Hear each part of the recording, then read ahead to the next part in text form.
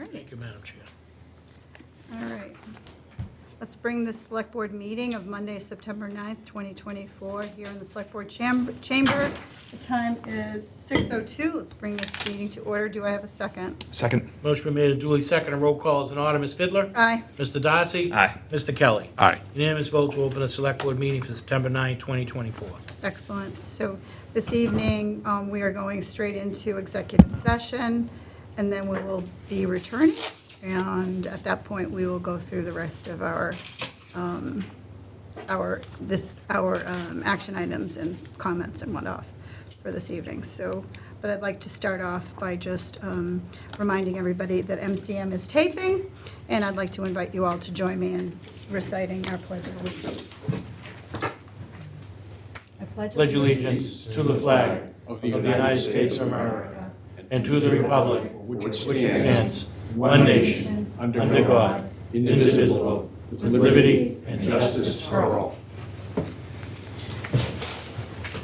Okay.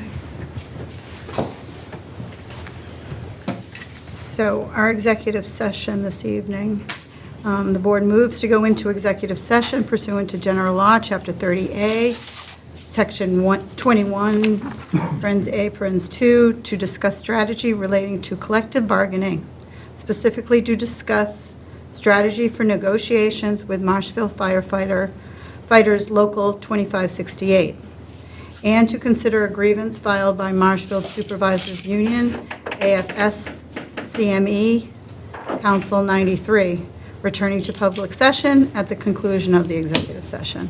Do I have a second? Second. Motion been made and duly seconded. Roll call is in order. Ms. Fidler? Aye. Mr. Darcy? Aye. Mr. Kelly? Aye. Unanimous vote to go into executive session, to return to public session at the conclusion of the executive session. Excellent, thank you. It is 7 o'clock, and we are bringing the Select Board meeting of September 9th, 2024, out of executive session and back into regular session. Do I have a second? Second. Motion been made and duly seconded. Roll call is in order. Ms. Fidler? Aye. Mr. Darcy? Aye. Mr. Kelly? Aye. Unanimous vote to come out of executive session and to return to public. Okay. Just a little bit about our agenda this evening. We will stick pretty much to our action items unless there's somebody in the room, and Steve can help me identify that. Number 7, which is in regards to Health Circle. We will get to that, but that's just an introduction this evening. And I am going to start with my chair comments. We also have sign up for public comment, which was part of our meeting schedule, which is a 15-minute period. And this is our second public meeting that we have public comment. So we have 3 individuals on our list, and I'll get to that in a minute. So this evening, we have item number 2, which is in regards to our Fire Chief Screening Committee, and it's our action item. And after a bit of conversation in my own head and trying to figure out how to move forward with this, we've come up with some timeline, and I think it's imperative that we get moving with finding a permanent chief, and I think it will be something the town will be in a better place once we do so. And I appreciate all the work of our fire department as we have been going through this this interim fire chief and moving forward and getting this done. So I'd just like to share with all of you the timeline for the new chief as I see it at this point. So what we're going to be discussing is a committee that we will create and meet and review the job description, and that will probably be at the end of September. And then HR will place an ad probably the first week of October. That's the plan, depending on what we have tonight and our deliberations. And then we will have a resume and cover letters due back on October 30th. And that is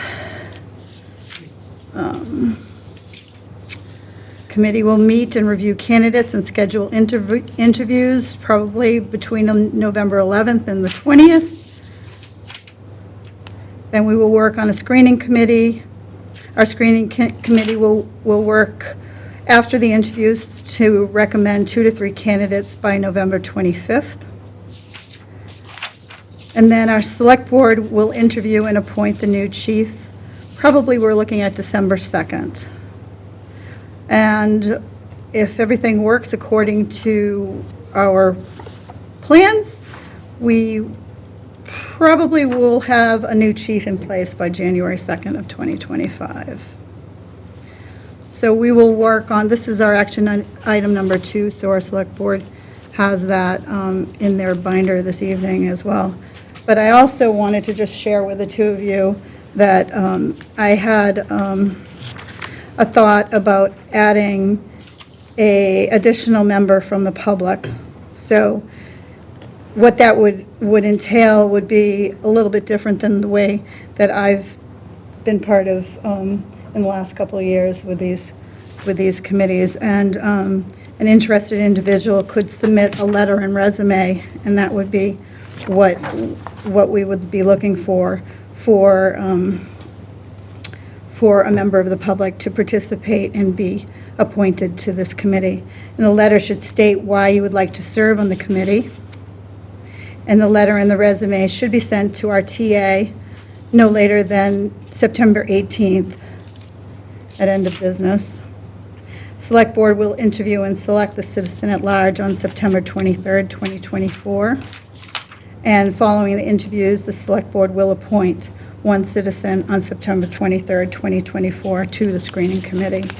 So we will get into that in our action items number 2, but at this point, I would like to now offer our town administrator's report. Thank you, Madam Chair.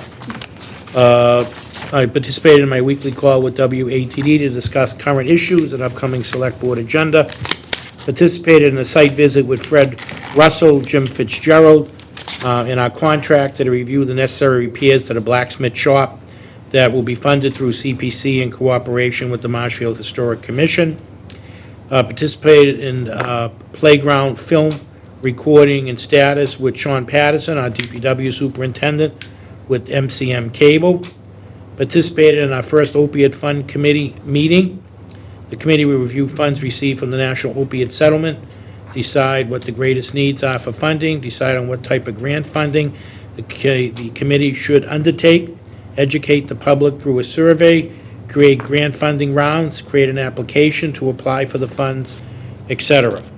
Attended a meeting with Lynn Fiddler and Karen Horn, our housing coordinator, to discuss an issue with our M-HOP house and some future partnerships with Habitat. Hosted a meeting with NextGrid, Matt Parent, our energy consultant, and Fred Russell, our facility director, to discuss ongoing photovoltaic projects and the required next steps to move them forward. Hosted a playground accessibility meeting with Fred Russell, Greg Jameson, Andrew Stewart, Bob Galvin, and Sean Patterson. Andrew Stewart, our building commissioner, will be visiting each of the playgrounds to review their ADA status and will generate a written report. Andrew did say that if a playground has ADA issues, it does not require it to be closed. For those playgrounds, we will have signs made explaining that the playground has ADA issues and are being addressed as quickly as possible. Had a meeting with Acting Chief LaSalva to discuss several issues, including 9/11 ceremony, renovations, PFAS and turnout gear, and his request to replace the PFAS-laden equipment as soon as possible. Plymouth County check presentation for the 2 new ambulances and ongoing personnel issues. Hosted a seawall funding meeting with Sean Patterson, our DPW superintendent, Ken Ryan, and Rod Procacino, the engineers, and Sean Strobel, our treasurer, to get a better picture and timeline of priority seawall repairs that will need to take place. Sean Strobel will be working with DPW to get a plan and funding options for accessing funding for these needed repairs with an appropriate timeline. Hosted a security meeting with DPW IT regarding IT security for the sewer plant with Sean Patterson and Clint Stetson, Todd Goodwin and Jay McGillis. A plan and process has been agreed to by all parties. Participate in a weekly meeting with Sean Strobel, our treasurer collector, and Meg Ryan, our town accountant, to review and address financial matters relating to the FY24 closeout, review of FY25 expenditures, and budget process to begin for the FY26 budget. Participate in the opiate vigil at Harbor Park to remember those members of our community who lost their lives to opiate addiction. Town Hall was illuminated on August 29th in purple from sunset to midnight as a remembrance of those who died in 2023. There were 225 confirmed and estimated opiate-related overdose deaths in '23, which is 232 fewer than in 2022, when Massachusetts had a record number of 2,357 fatal opiate-related overdoses. On the town green, Marshfield Facts, with the help of the Boys and Girls Club, installed 2,125 purple flags, one for each person that died in Massachusetts in 2023. At a breakfast meeting with Chief Tavares to review a few ongoing issues related to budgetary matters, personnel matters, and health and welfare matters. Participated in after-action fair meeting at the EOC with Lieutenant Shaw, Fair Association, Fire and Police. No issues at the fair, and the police and DPW did a great job of managing the traffic to lessen the impact on our residents. Participated in a Zoom meeting with Good Energy as we start to get ready to roll out the new rates for community electric. Our residents will be very happy with the rates, which will be announced in December.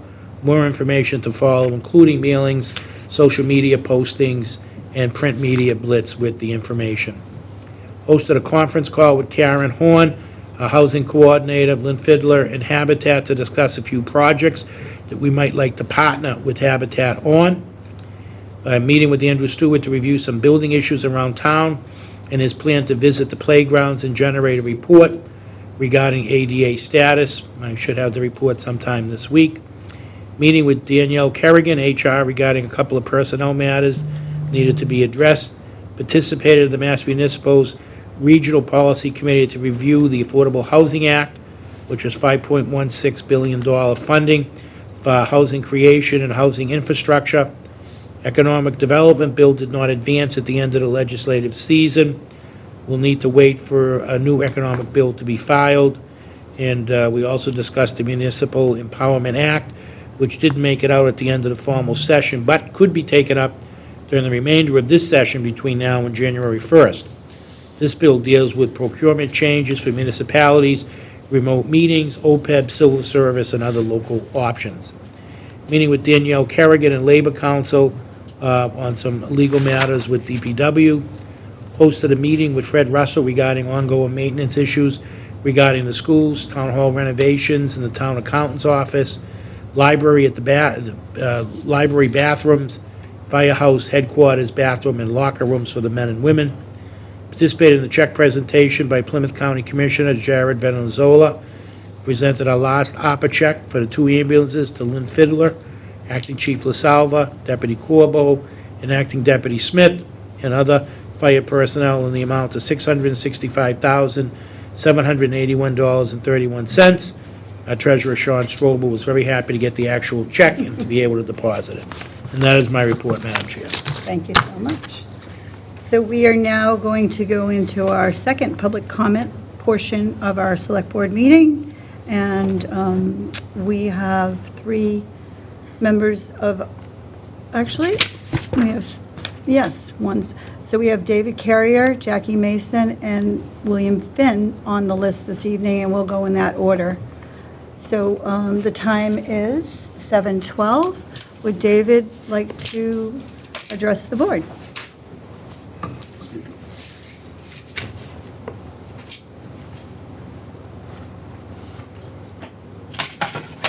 David Carrier, 34 Outlook Road. My first item is, as I believe the board would be fully aware from the HEROES Act that was just passed, Merchant Marine Day is May 22nd going forward. And I just wanted to make you folks aware, first and foremost, that I have had a conversation, more than one, with Karen Paulette, our veterans agent, and, that any costs that might incur to the local veterans agent out of that, that I had requested her that she let me know, and I will be making, suitable donations to help support that. I had the privilege of many a merchant mariner who fought in World War II, both in the Merchant Marine and the Navy, for some of them, and, I'd like to honor them in that manner. Hopefully, Senate Bill 2688 will ultimately get out of the Ways and Means and actually be approved for the honoring of Merchant Marine veterans going forward. The other item is, I am aware of the response you folks received, and I have read a copy of it from the DEP, and one point I'd like to make out is they never really fully addressed what was written into the special town meeting, article that was voted unanimously by some 700-odd people, is the long-term interest and sanctity of basically the, water supply served by having large construction, of dwellings and stuff into Zone 2s of aquifers, which basically is going to be introducing pollutants, in particular PFAS. That's been my prime concern. The article I wrote to exclude them during 15 seconds. entity act articles, from construction and the like, maintenance, et cetera. Original target, of course, was the utilities in Zone 1, and then ultimately evolved when the PFAS came out in 2019. But the bottom line comes down that, that language that was in the article was basically excerpt from the then Attorney General's letter that we received that approved it in June of 2022. Okay, And thank you, David. that, Your time is out. oh, Thank you. I thought it was a 15-minute time. No, each person 2 minutes. has two. Yep, thank you. It said 15 minutes on the warrant. The entire entire public comment is, so the next person this evening is Jackie Mason. Hi, Jackie Mason, 1415 Ocean Street. I'm sorry, would you repeat that? Jackie Mason, 1415 Ocean Street. Thank you. I am here to talk about a concerning issue that has gone on for far too long within our community, a lack of an accessible playground for children with disabilities at DWS.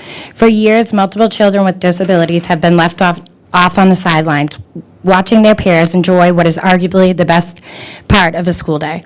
Despite the tireless efforts of their parents, their pleas for an accessible spaces has either been ignored or met with unsatisfactory excuses. This is not the Marshfield we all take pride in calling home. Our town is better than this, and we can and should do better. It is unacceptable that it has taken numerous public outcries just to figure out a path forward for these parents. Access to information and resources should be straightforward and easily accessible through our town's website. However, the current state of the website only adds to the frustration, and I am sure the new update will be the excuse for the lack of information available to the public. I urge you to form a committee that includes members from the relevant boards, the facility manager, and the ADA committee to ensure that all playgrounds are made accessible. Most importantly, I hope that when you provide an update on the playgrounds, it includes a concrete plan and time frame to make DWS ADA accessible. These children should not have to wait another minute. If funding is an issue, please communicate this to the public and advise us on how we can move forward. It is crucial that we work together to find a solution. Additionally, I must stress that if the town cannot fund these essential projects for all children, it would be highly inappropriate to ask parents to support other projects, such as installing solar panels at the same locations with our tax dollars. Thank you. Thank you. And Don Clark he's, I guess, crossed up. William Finn. I don't have any public comments. I thought that was a Oh, sign-up sheet. that's fine. Okay. So I believe you are on our appointments for this evening. Madam Chair, if I Sure. may, I did receive a call from Mr. Whalen, if it's, is it okay? Okay. As far as I'm concerned, you can just go. He had another event, and he did call, and Mr. Finn's willing to allow him to go first. Oh, that's fine. So let's just conclude the public comment portion of our select board meeting. And it is 7:17. And we will go into our board discussion portion and then into the appointments, okay? So board discussion was an update and discussion on the status of our playground closures, and Michael has been working with that, and if you could give us a more detailed. Sure. Yep. I've been working, as folks know, we've been updating the board with the DPW superintendent. DPW superintendent's done a great job. He's gotten deliveries to all of the playgrounds, the mulch, which had to be put down on the playgrounds, and the mats went on top of the mulch for those playgrounds that had the mats. DPW not only delivered it, but this year to help out, DPW staff actually spread the mulch. There's, all of our parks are open at the moment. As you heard me say earlier, Andrew Stewart, I spoke to Andrew. Andrew's the building commissioner. He's also the ADA compliance officer. So Andrew went out towards the later half of last week, Wednesday, Thursday, and Friday. Visited all and is going to do a write-up on the ADA of our playgrounds, and then he will submit a report to me. He did tell me that we don't have to close any of the parks. We'll have signs posted that will say that the playgrounds are not ADA compatible. The only playground right now that's still closed is Tower Avenue, and the reason Tower Avenue is closed because DPW is totally remodeling that playground. That playground's being funded by CPC, so that's why that's closed. They hope to have that completed in like another month or so. And that's where we are with the playgrounds at the moment. Okay, so the different playgrounds that we have that are ADA that he's going, so how long will that report take, and where we just have? He should have Dana Webster something School? to me, not every, so, a couple of things in play. A lot of these, all well-intentioned playgrounds went Right. up.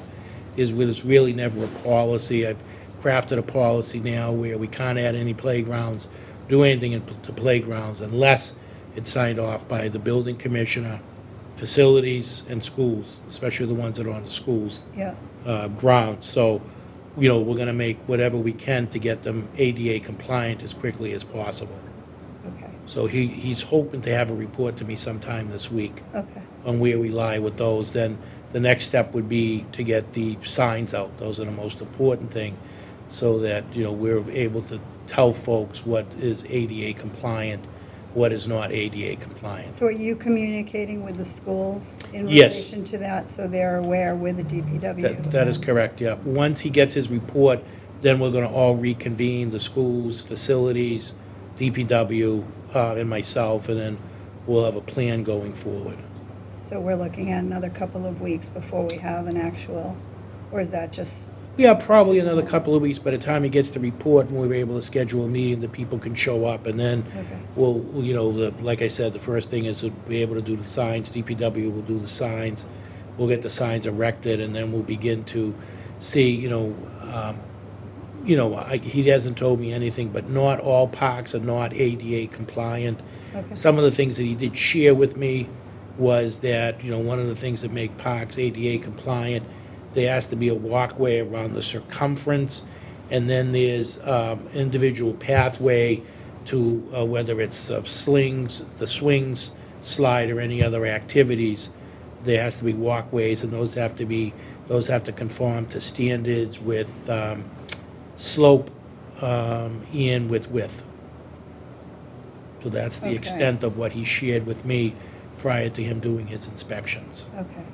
So we'll, perhaps at the next meeting, we'll also. Yes, have yeah, in 2 update. weeks, by then, I'll be able to share at the next meeting, I'll be able to share that report. Okay, thank you.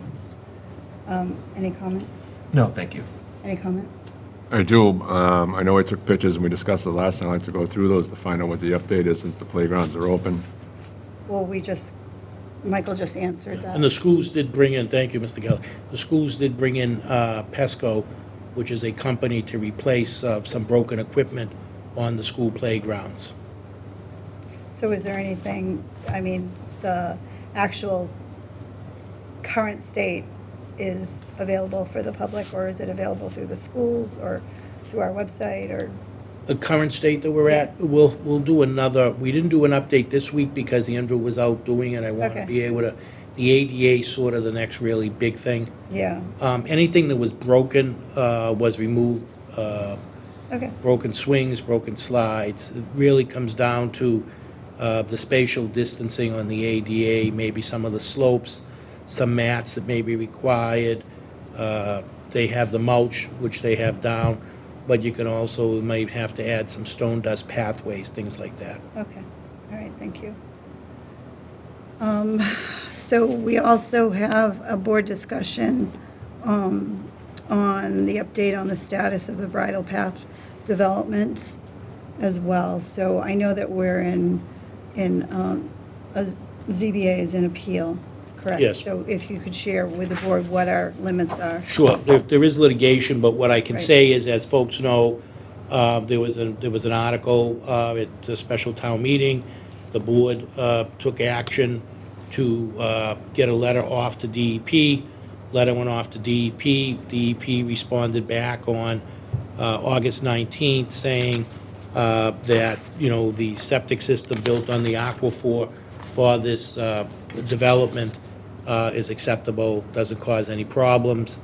And that's about all we can say, because it is litigation, and we shouldn't be discussing, I've been advised by counsel that that's about the basics of what we can talk about. Okay. So we're looking at perhaps this board can discuss it once it's finished its appeal process. That's correct. Okay. So then that leads us into our appointments, and if Mr. Whalen would like to go first. Okay. Sit down. Sure. By the way, I brought a couple of things that you can look at as I'm talking.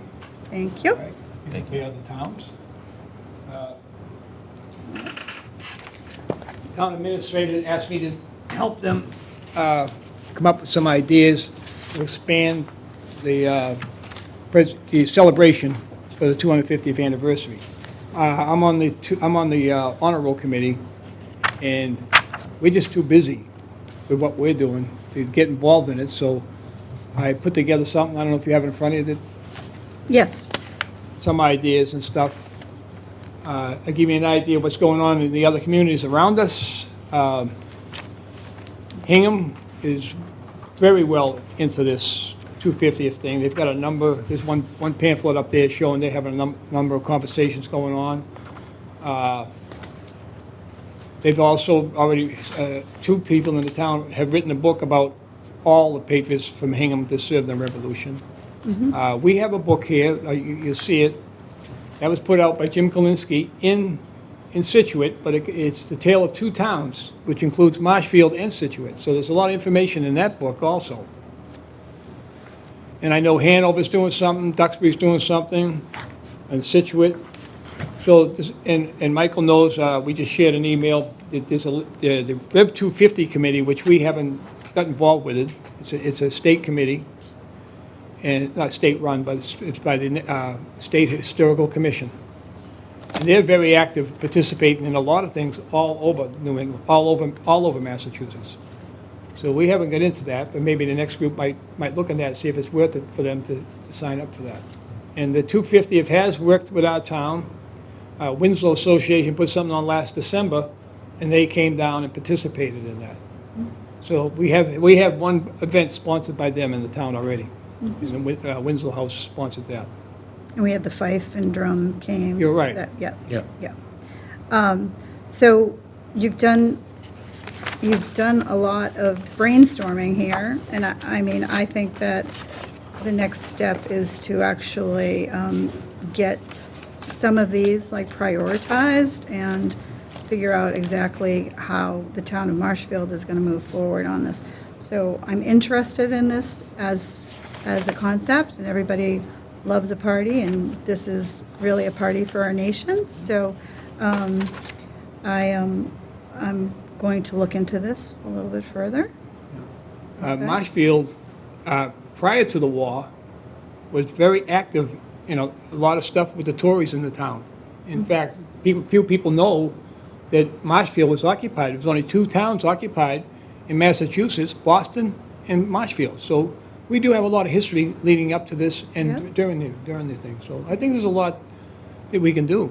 I think Marshfield's a very interesting town, and the Yeah. longer we sit here, the more we understand, because it kind of gets lost in every day's shuffle of running around town, so I appreciate. So our committee did seek out other committees and asked if they would be interested in them. And I think I have a list of all of them, Yeah, and including the Chamber of Commerce was very interested. yeah, So I think you'd have a good basis of a committee to get started right there.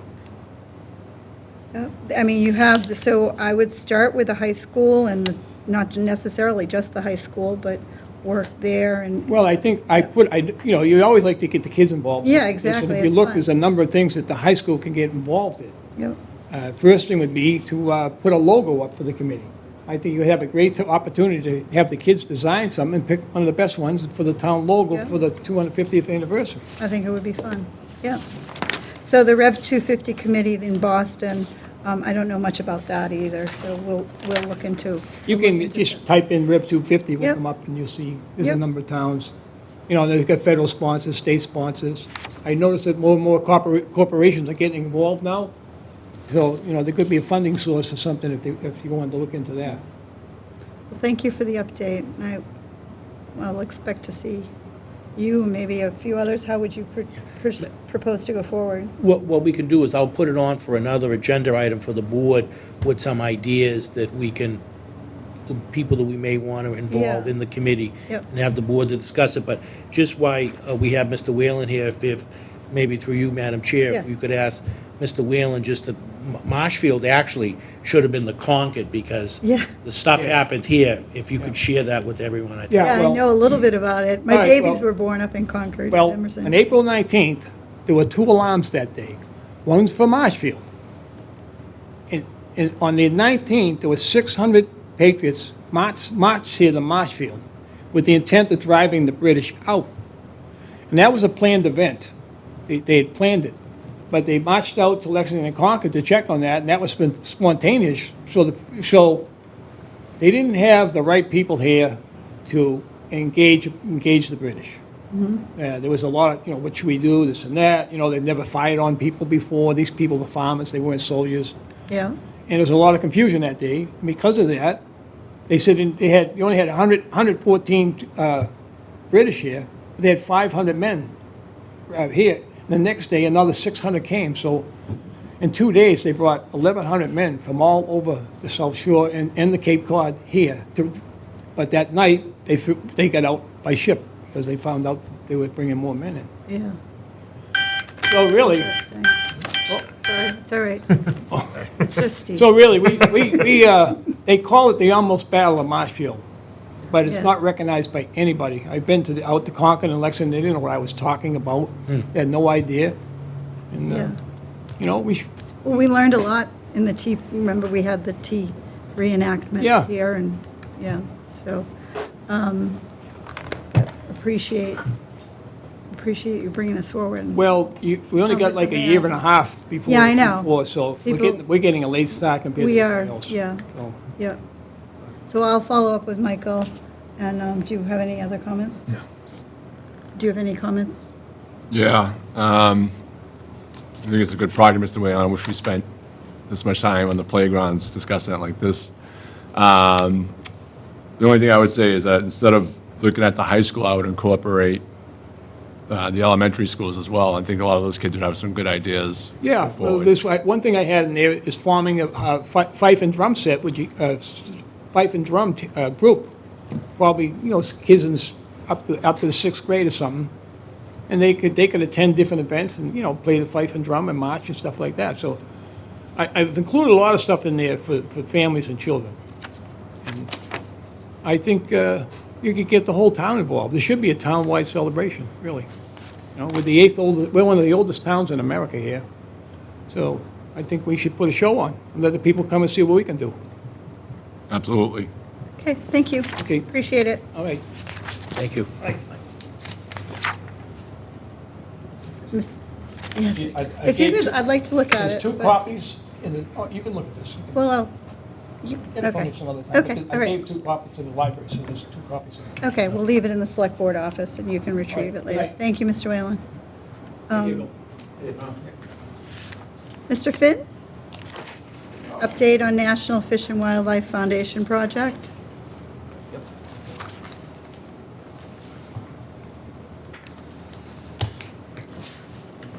Welcome. Identify yourself for the record, even though I will. I did. My name is William Finn. I'm the town's project manager for the ecological restoration of the South River and the Veterans Memorial Park, which involves the removal of the dam and rehabilitation of several features of the park, which are an integral part of the restoration project. Interestingly enough, you were just talking about some history, and I'm not sure how much the board, all of the members of the board know about the project that I'm about to address, so I thought I'd give you some history about where it came from and how it developed, particularly for Mr. Kelly, who may not be aware of it at all. But speaking of history, the site that we're talking about is the Veterans Memorial Park down here at 3A and 139, and the dam that's associated with it. That site was actually a grist mill, and it was established in 1656. And it had several owners, and they ground corn from a 50-acre parcel of land that was next to it. And one of the owners was Daniel Webster. But at various times, there were various owners. There was a gentleman from Duxbury who was famous for inventing the nail machine, which involved industrial revolution at the time in terms of how we build things. But the site went into disrepair, and it was demolished in the 1940s, and it was developed in 1948 by the town to honor the veterans of World War II.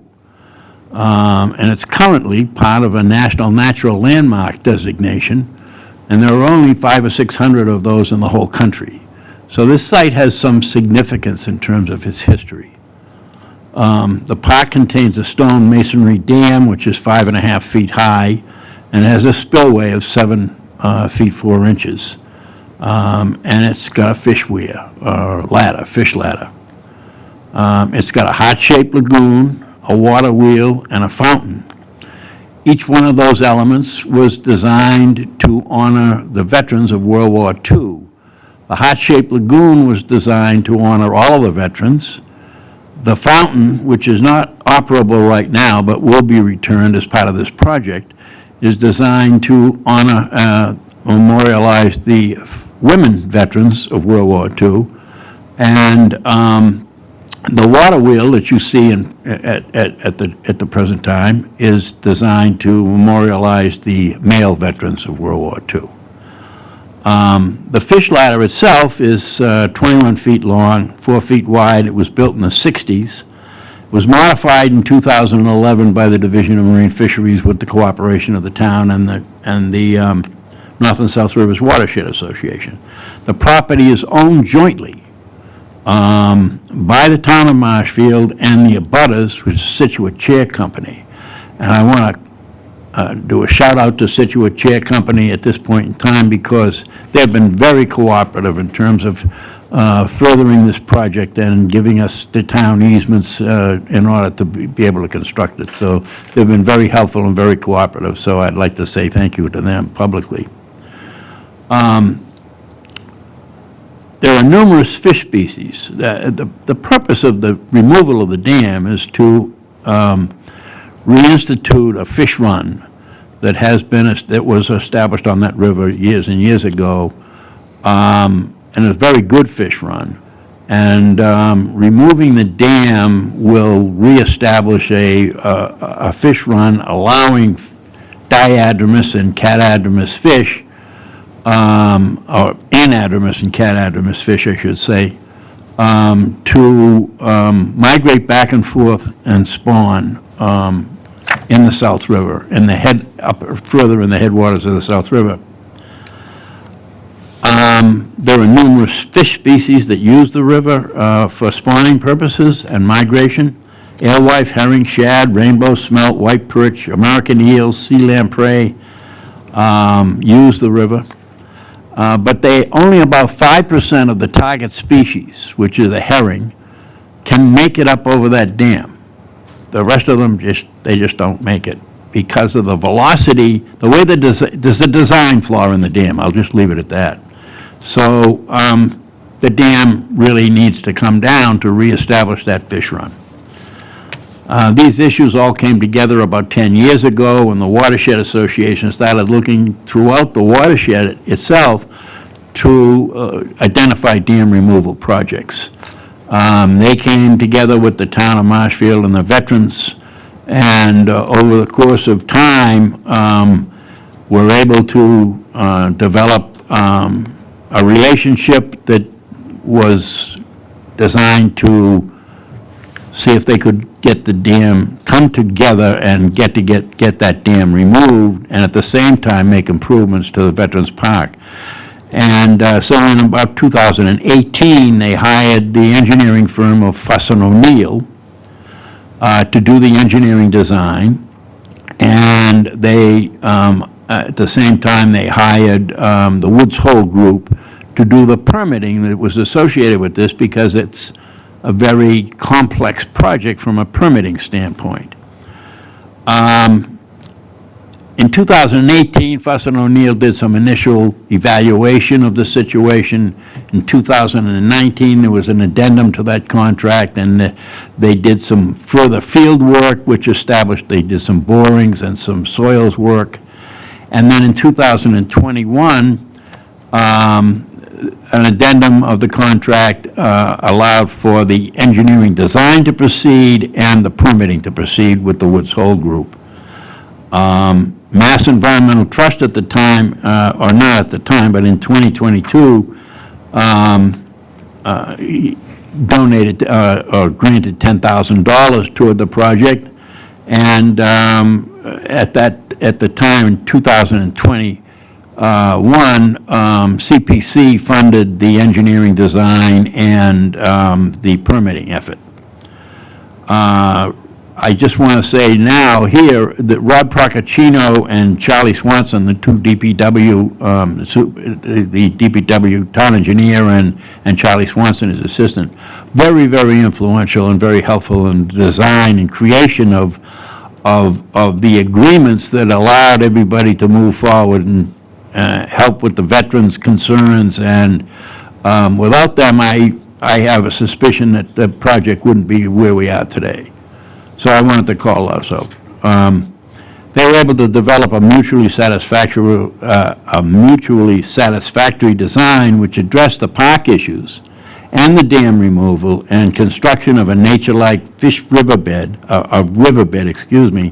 incorporating a riffle and pool structural features which will facilitate the successful migration upstream and downstream of fish. Basically, the project is going to involve dredging the lagoon, the heart-shaped lagoon, the river channel behind the dam, the entrance channel from the river to the lagoon, replace the lagoon, there's a discharge pipe for that lagoon, we're going to replace that, place temporary cofferdams in the river, reroute it through the park, and construct a new riffle and pool riverbed. Improvements to the park include a new electrical service and control panel, new ADA-compliant walkways, pedestrian bridges, an operational fountain and water wheel, consistent water supply, and a newly reconfigured lagoon with repointed walls and brickwork and water flow controls. That's basically the project in a nutshell. We received all the required permits in December of this past year, I should say, and those do include time of year restrictions on when we can be in the water because of the fish migration. The current financing includes grant funds in the amount of $1 million from the National Fish and Wildlife Foundation, which is basically an outlet for NOAA funds from the federal government. $262,000 from the North and South Rivers Watershed Association, and $650,000 from the town meeting this past April, totaling $1,912,000 is what we have in the bank right now. We have sequenced construction phases in order to anticipate and accommodate any funding shortfalls we might have, because we have the whole project, we're estimating at about $2.5 million. The project was advertised, plans and specifications made available to bidders on August 2nd in 2024, and 35 firms requested copies. A mandatory pre-bid conference was held on August 16th, and 12 firms attended that meeting. The bids, if we get any, hopefully we will get some, will be opened in this room next Monday. The bids will be reviewed by Fuss & O'Neill, the engineering firm, and a recommendation made to the town. Unfortunately, we did not receive grant funds of $650,000 that we put in a grant for the municipal vulnerability program. We were denied those funds. We weren't selected, I should say. And that's why we sequenced the construction phases in order to accommodate the construction that we could get done with the money we have.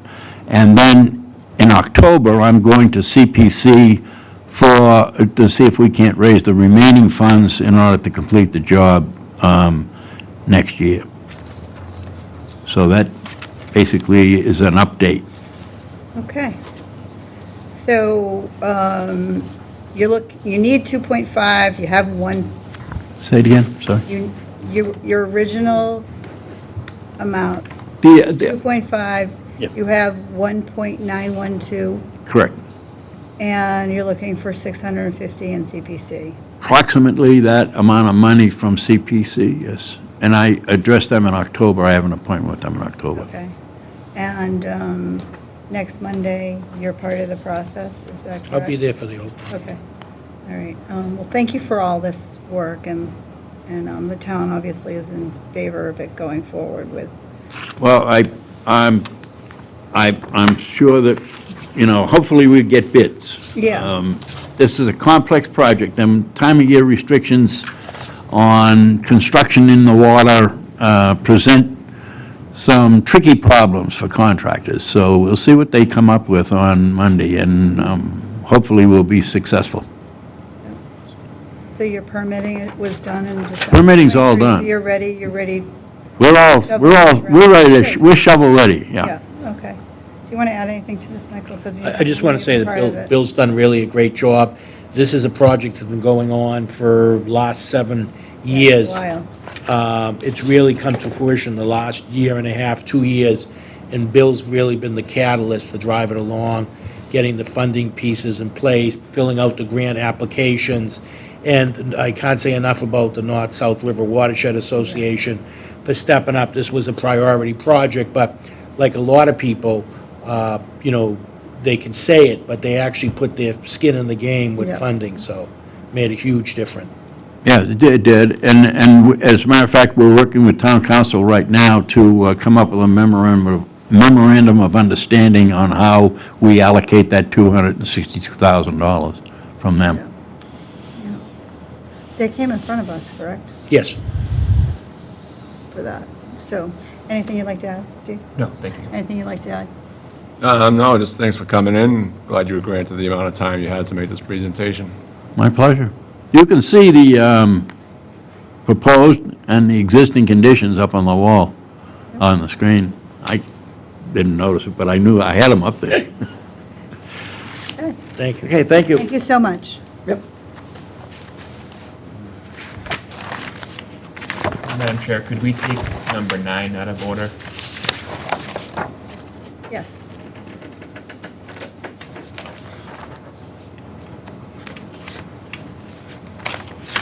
Do we have an individual here that would like to, from the, yes?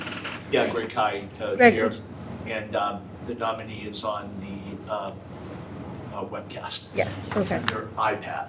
yes.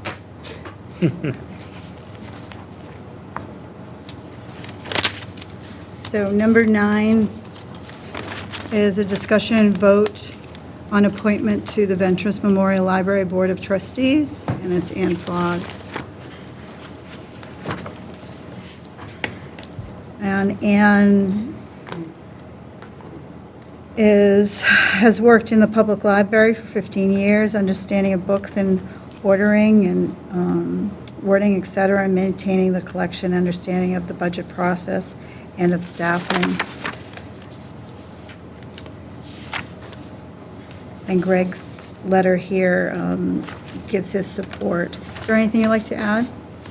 No, we're very excited to have Ann before you for nomination, and we're currently working through 3 applicants who, after, when we had a second opening on the board, in the process of interviewing them, and we'll get those to you hopefully within the next month or two for a nomination to make a complete board again. Okay. Anything you'd like to add? Oh, she's got relevant experience. Seems like she'll be a good asset to Yep. the board. And Eric, I know that you're a liaison to this. Yeah, I had a good conversation with Ann.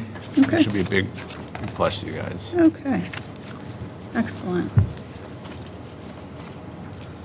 So, the board moves to appoint Ann Fogg to the Ventris Memorial Library Board of Trustees. Do I have a second? Second. Motion made and duly seconded. Roll call is in order. Ms. Fidler? Aye. Mr. Darcy? Aye. Mr. Kelly? Aye. Unanimous vote to appoint Ann Fogg to the Ventris Memorial Library Board of Trustees. Okay, thank you. Thank you for all your work. Appreciate it. You're welcome. And there she is, our new nominee on the Hello, screen now. Ann. Not iPad anymore. Nice to see you. Thank you. Thank you for your volunteering. Thank you. Okay.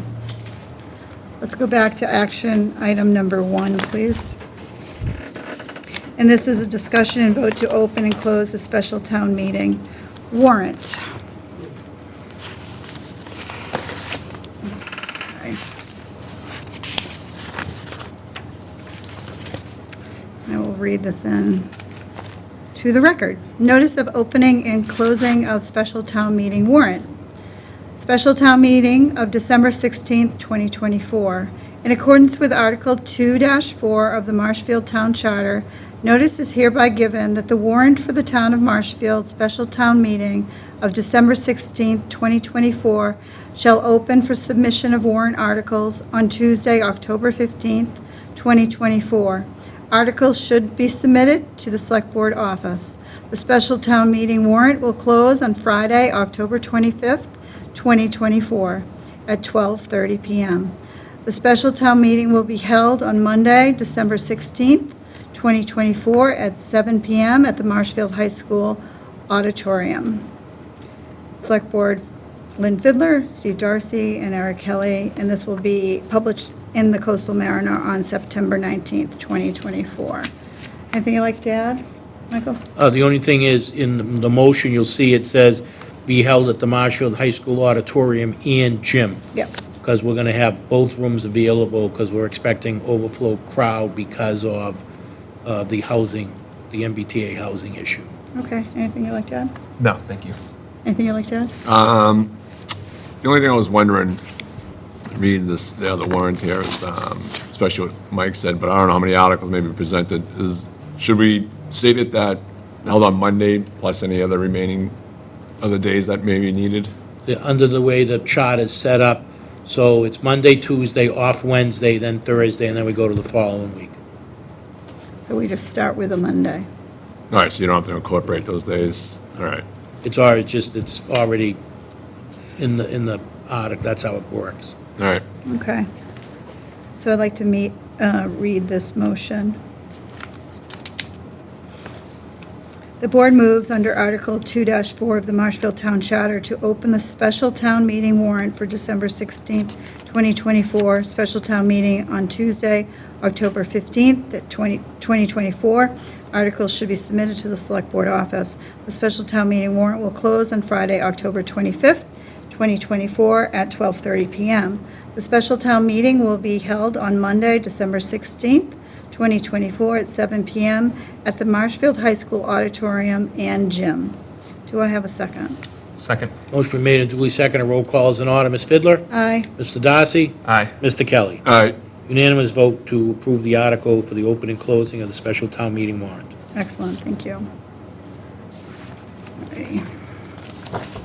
So number 2 is a discussion and vote on appointment of a screening committee for fire chief.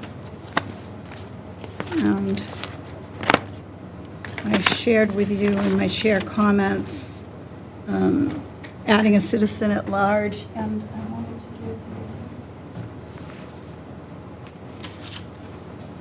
the actions.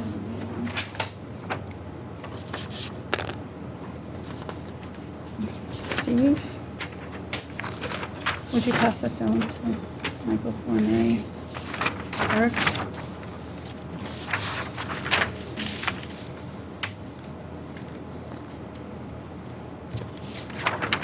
So,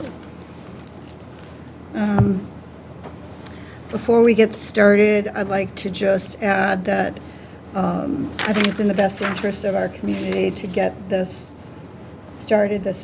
It could take several months to get going, and it's critical that we get that started. And so I'd like to ask both of you, before we go for a motion, to just give me your thoughts on having a citizen at large, because this is something that has been done in the town and other places, but I don't know if it has actually occurred in the select board screening committees. So obviously, it's something I'd like your input on.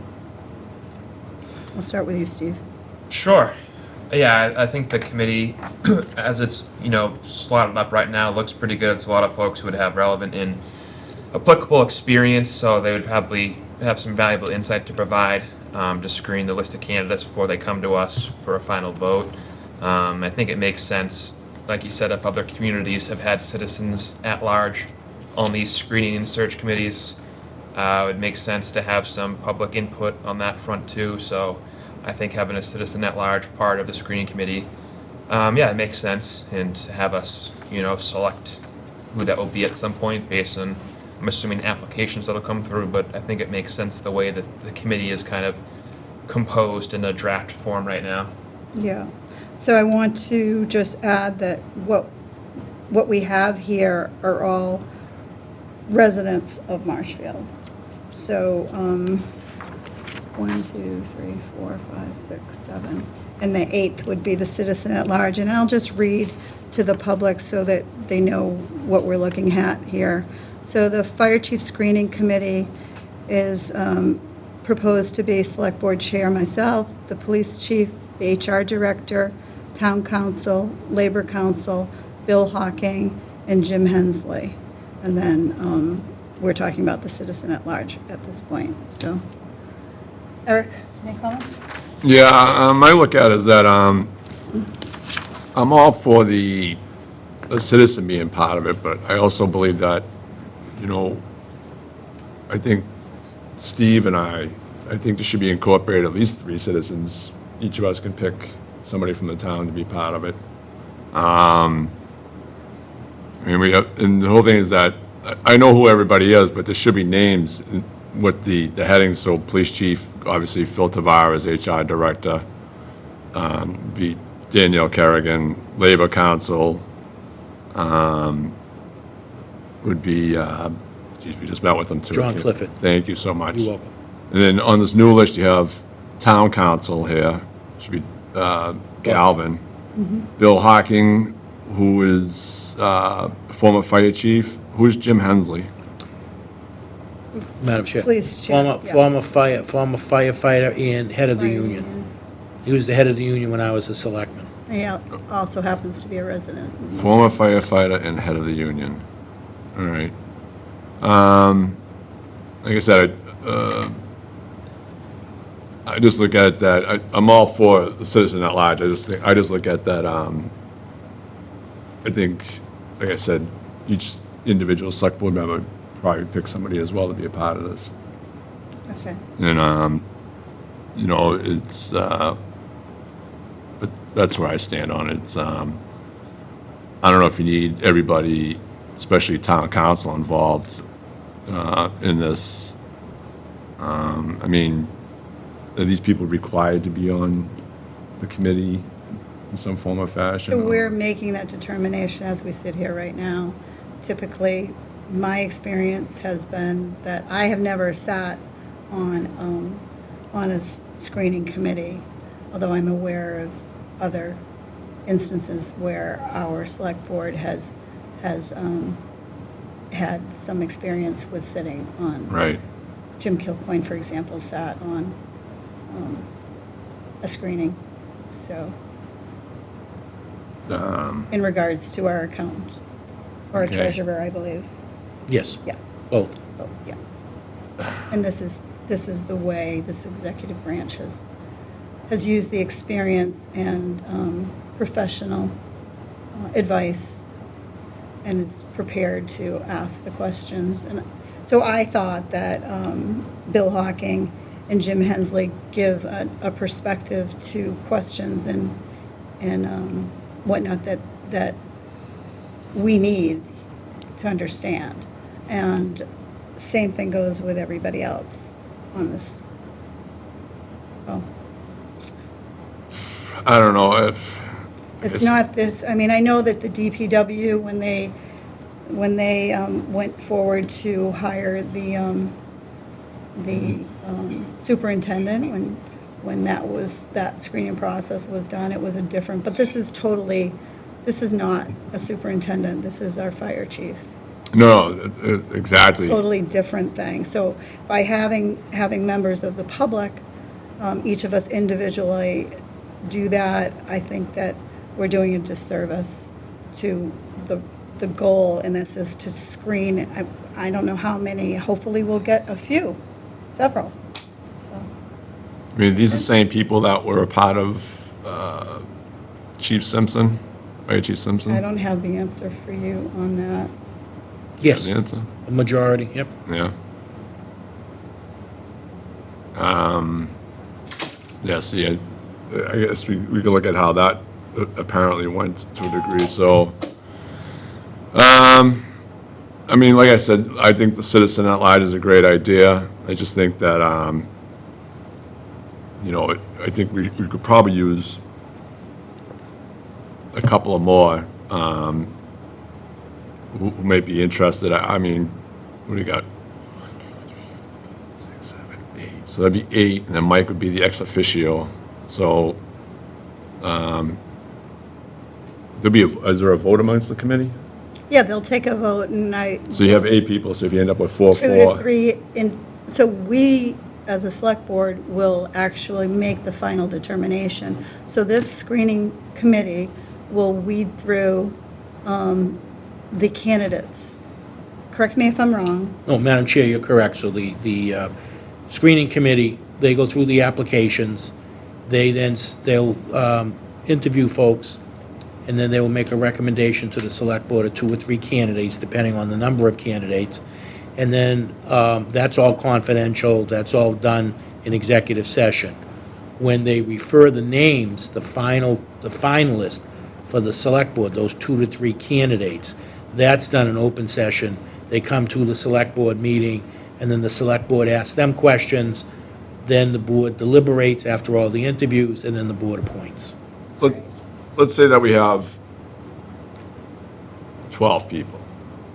Is that same process going to apply? Yes. They're all going to come Yep. before the select 12, board? 100, yep, correct, yep. So we'll open up, I'll open up a meeting, and then we'll go into executive session. And Human Resources will coordinate the application process. Which does the and- application, and the get that job available for description, this the ad committee. for the newspaper, professional journals. Yeah, All right, here's my look at it, is that I don't want to hang this up. Let's say I would, because I'm sure you two will vote for this anyways, but I like the citizen at large. Okay, You know, I good. want to see how that goes, and then maybe we can expand that in the future. yeah. So I'd like you to pay some attention to the deadlines that I had worked on previously and I mentioned. So we're looking at getting HR to place an ad in the first week of October. Do we all have a getting, copy of that? I can get it, it's just my notes, so All right. I can get it to you. And then resume and cover letters, hopefully will come back to us at the end of October 30th. And then the committee will meet and review candidates November 11th to the 20th, and the screening committee after the interviews will recommend 2 to 3 candidates by November 25th. So we're looking at, hopefully, we can appoint a new chief by December 2nd and a new fire chief in place on January 2nd. So I just want to, since we've all kind of come to the acceptance of a citizen at large, I just want to just one more time get this out there. So this is a call out to anybody that would be interested in being on this fire chief screening committee to get a letter and a resume together and state why you would like to serve on the committee. And I'm sure Michael can add this to. We'll add it to the website To our and Facebook, website, Madam Chair. yep, exactly. And then letter and resume should be sent to the town administrator no later than September 18th, which isn't that far off, at the end of business. And select board will interview the select citizen at large on September 23rd. So that's your date that you're looking at for this. All right. So I would like to make a motion to move forward on this, and also we will add later on to the citizen at large and who that person would be. But currently, this is just a proposal, and it just has the individuals that we just discussed. So the board moves to appoint a fire chief screening committee who will interview and select 2 to 3 candidates for the select board to interview and select a new fire chief. The screening committee shall consist of the following members: Select Board Chair Lynn Fidler, Police Chief Phil Tavares, HR Director Danielle Kerrigan, Labor Council John Clifford, Bill Hawking, our previous Chief Hawking, Jim Hensley, Chief Jim Hensley, and the town administrator, who will be an ex officio member. And Town Council Bob Galvin. And Town Council Bob Galvin. Okay, do I have a second? Second. Motion made and duly seconded. Roll call is in order. Ms. Fidler? Aye. Mr. Darcy? Aye. Mr. Kelly? Aye. Unanimous vote to appoint a fire chief screening committee. Okay, thank you. All right, moving on. So we are in number 3, which is discussion and vote on appointment of Officer Timothy Kelly as a special police officer. And I had a chance to review his credentials, and he is somebody that we would definitely have on our list for this, a special police officer, as it was described to me by our chief. So I'll read a few of the things here. And he was on the field training officer for the department, training over 20 full and part-time officers, and worked with a school resource officer at Governor Winslow and Marshfield High School. Sergeant Gonzalez, and he recreated an accident scene with Marshfield Fire Department to demonstrate the dangers of texting and driving to high school students. And he has also been a Metrolex Critical Incident Crisis Team member for the past 9 years, and has handled critical police response incidents over 100 times.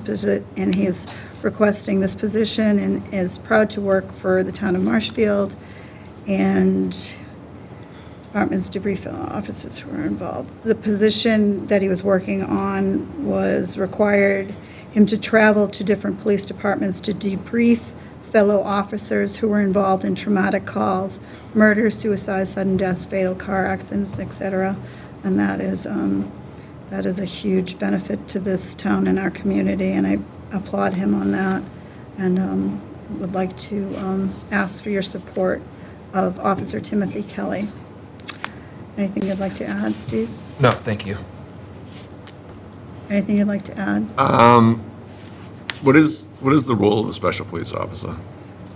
So I can tell you, we have Gunny who works a lot of our details, which is helping us with our detail calls.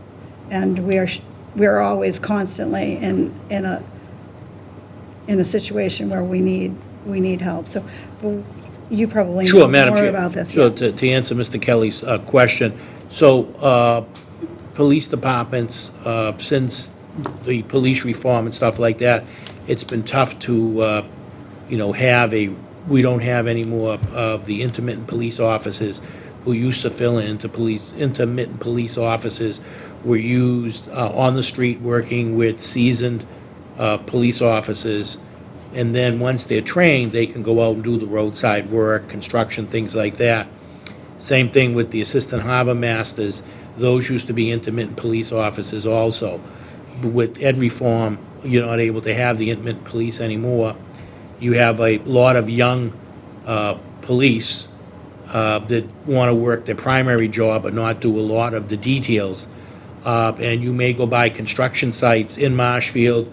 You may drive by other communities where there are no detailed police, but in Massachusetts, you're required to have police officers, so the legislature allows, and post allows for you to, officers that still meet all the vigorous requirements, physical requirements, et cetera, within a specified amount of time from when they retire, can be hired and brought back as a special police officer. You're limited to how many hours, I think it's like 1,100 hours per year that you can work, and then they would do just those things that we talked about, all of those special details, and they would have full police power. All right, so pretty much, they're just doing police details? Yes. Not no other police work or anything like that? It's really because they're retired, but they'll come back and do the police details. Yeah, I get that, I understand that. All right. Okay. Well, I appreciate him putting himself out and wanting to stay with the Marshfield Police Department, so. This is a motion to the board to appoint Officer Timothy Kelly, who recently retired as a special police officer for the town of Marshfield, effective immediately. Do I have a second? Second. Motion been made and duly seconded. Roll call is in order. Ms. Fidler? Aye. Mr. Darcy? Aye. Mr. Kelly? All right. Unanimous vote to appoint Officer Timothy Kelly as a special police officer. Thank you. Number 4.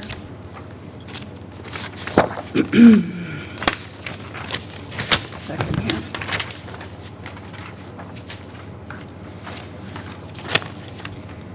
Discussion vote on appointment of Alexander Forbes as temporary animal inspector.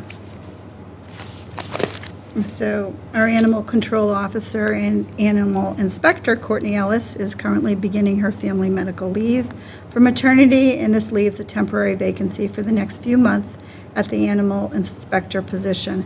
The animal inspector operation is entering its busiest season and will be tasked with 80 barn inspections this year, beginning late this month and having to be completed by January 1st.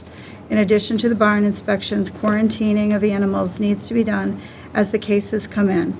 And Lieutenant Sullivan is requesting the animal control officer, Alexander Forbes, be appointed an interim animal inspector for the duration of Courtney Ellis's leave to assist in the performance of all the animal inspector duties. And that's what we're here to discuss. Anything you'd like to say, Steve? No, she'll do a great job. She will. Eric? So she's the animal control inspector, is that what her role is? Mm-hmm. That's Courtney's, and she's going to fill her vacancy during. All right, so the animal control officer and the animal inspector is Courtney Ellis's. All right, and then point is animals. So I'm requesting an animal control officer, animal inspector for the duration. All right, so she's going to be doing both positions like Courtney does, is what it's saying. Yes, they work together and do a great job. Okay. Yes. Yeah, So, good. okay. Just, Madam Chair, if I Yes, may, just for sure. further clarification for Mr. Kelly. So the big thing of this is the assistant already took over for the animal control officer, but this is for the barn inspector. There were two people, Lieutenant Sullivan, and it was Miss Ellis, but she's out on maternity. And why it's so important is because this is the time of year from now to January 1st, where, believe it or not, we have hundreds, probably thousands of animals that have to be counted. They actually do like a census of the animals, so that's why it's critical. We used to have barn inspections when I was a kid.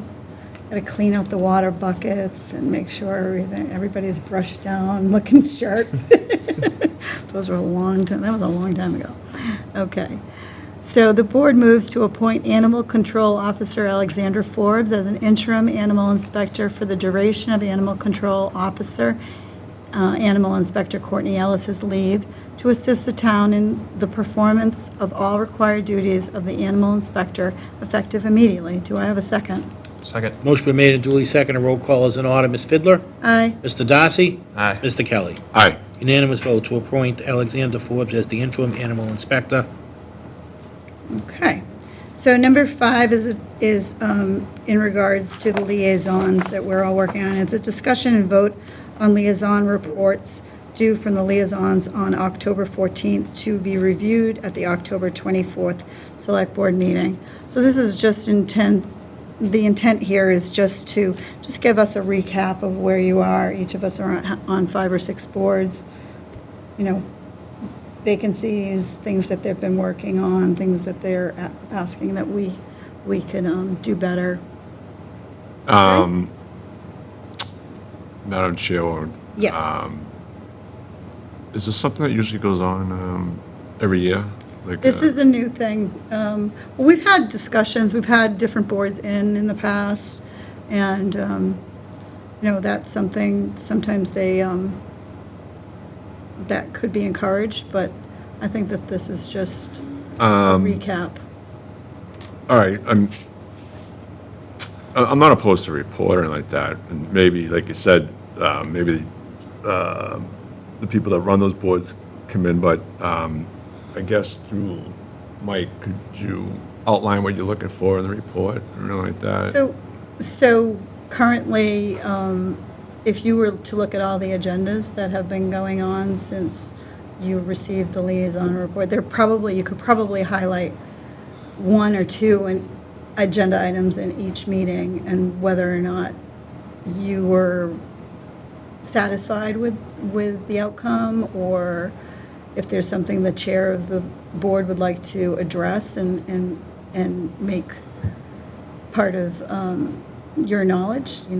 I don't know, it depends. Every board is different, so. No, that's what I'm getting, so I'm just looking at that, you're looking for a report, I just don't know what, Well, you could what do exactly, I guess you're looking for and all that, so, that's why it's, Yeah, you could just say, I was at, obviously, we can't be at every meeting, but you were at one meeting in July, and at this meeting, it was brought to my attention that something, was happening. It was great to hear, blah, blah, blah, and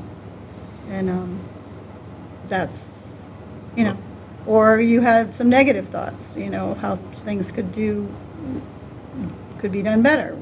It's. all right, you're so the you're looking, liaison. all right, sorry. Just I think trying to get some sort of because I don't know what I know what I see in our website, and I know what's going on in other, Yeah, right.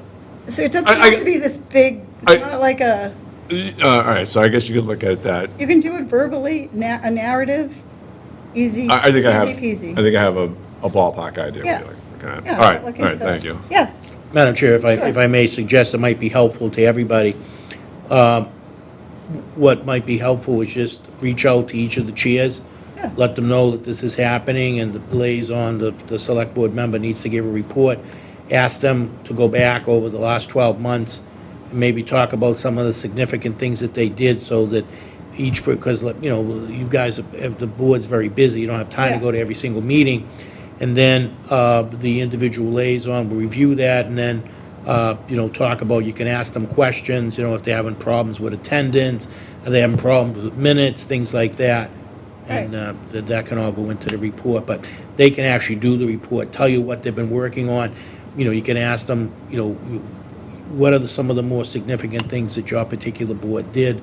You know, are you having any challenges, that those types of things might be good questions. So we have the administrators of these boards do provide for our annual reports there, just so you know. So Yeah. they work on that. So it's just giving us a little bit of a heads up. I would before say- that actually comes to Ju- print. Yeah, and I understand that. So I guess what I would look at is that whatever they do for the annual report,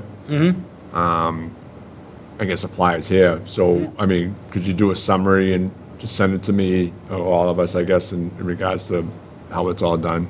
That way I get an idea of what you're Well, I looking think, for. I mean, you're saying you want me to reach out to all of the boards? No, like, you're saying it's in I'm just the annual saying- town report, right? Well, no, yeah, but they It's do just to that. get us like, that's- talking to these right. boards. But I think what the easiest thing to do is, I think for everyone, not just you, Mr. Kelly, but Steve and Yeah. Lynn, I think the easiest way to approach is to take your 4 or 5 committees, send them an email to the chairs saying that you have to present on October 24th. So you'd like to have them get something to you by October 1st, that gives them a few weeks to prepare something. And just simply, over the last 12 months, what are some of the most significant things that your board has done? What do you want to tell me, the important things that the board's done? Are you having any challenges? Things like All right, that. okay, that sounds good. Yeah. Thank you. And if you think that the timeline here is a little bit too tight, let Michael know. And If This is it's, just kinda- just, Madam Chair, if Yeah. it's okay, if, I'm happy to put down like 5 questions, yeah, along, and I can send that out to everyone if that's okay. That would be fine. To the. Yeah, if you think that helps, Okay, Mike, I'm all I'll for it. send something Yeah, out tomorrow, absolutely. thank you. Okay.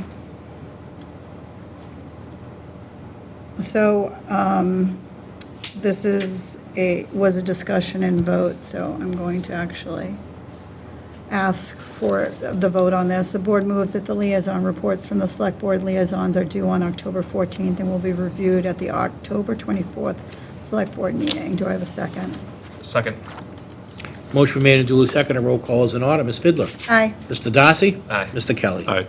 Unanimous vote. Okay. Number 6 is the introduction of policies to review by the Select Board to be voted on September 23rd, 2024, and any recommended changes be sent to our town administrator by next Wednesday? Is that the date? Yes, At the end of business, Wednesday, the 18th. Wednesday, the 18th. Thank you. And we're talking about the Marshfield Consolidated Fiscal Policy and the COSO Internal Control Framework. And Sean Strobel is on Zoom. However, I don't know, obviously. So I'm just going to just share with the public. This is 2 pretty lengthy Madam Chair, if you'd like, policies. you want Yeah, me to sure, go through? ahead. Yeah. So these are 2 great financial policies that the town normally reviews once a year. These fall under the treasurer collector. And the bond companies love these types of policies, that not only we have them, but more importantly, the select board takes the opportunity to review them with the treasurer collector on an annual basis. And then, if there's any updates that need to be done. The first one is the Marshfield Consolidated Fiscal Policy, and that talks about budget policies, revenue policies, debt service, student activity fees, credit card policies, direct deposits, investments, OPEB, et cetera. The other one's, more of a complex financial policy, and that is the Committee on Sponsoring Organizations. This was copied from, they're considered one of the better companies that have financial policies. And they get into cash management, risk assessment, equipment and real property management, earmark funding, program income, and financial reporting. So I did send this to our treasurer and ask Sean to go through it, make sure that all of the stuff is relevant and current, and if there's anything as the treasurer that he sees that we need to change, just to let us know. So will he be getting back to us by Yes. next Wednesday as Definitely, well? yes, yep. Okay, All right.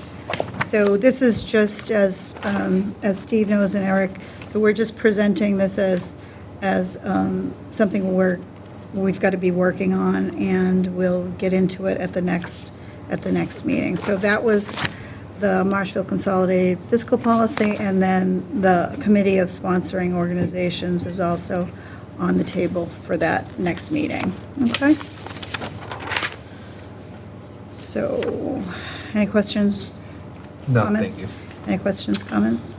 Maybe after I review it, but Okay. not now, no. All right. Just make sure you get to Michael, and because we've got a lot of work to do And on Madam this. Chair, Yes. what I would suggest too is I'll have Sean at the next meeting, just in Excellent. case there are any questions, or if he has information to present that he would like added or changed. Okay, so we'll use the same policy procedure that we use for the select board policy that we instituted a little bit ago. Okay, excellent. So this is the motion. The board, under their policies and procedures, move to review and update, if necessary, the following policies: Marshfield's Consolidated Fiscal Policy and the Committee of Sponsoring Organizations, COSO, Internal Control Framework. Any recommended changes to be sent to the town administrator no later than the close of business on Wednesday, September 18th, 2024. The select board will review and vote on these policies at their September 23rd, 2024 select board meeting. Do I have a second? Second. Motion been made and duly seconded. Roll call is in order. Ms. Fidler? Aye, Mr. Darcy? Aye. Mr. Kelly?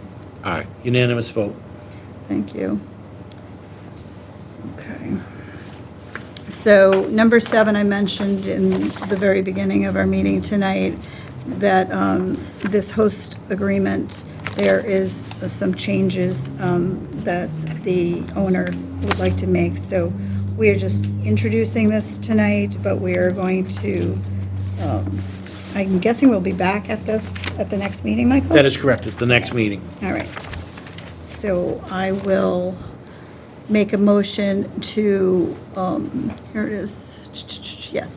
The board moves to review the updated host community agreement for Health Circle, Inc., but due to changes requested by the owner, Michael Westort, the board will postpone action until their next meeting on September 23rd, 2024.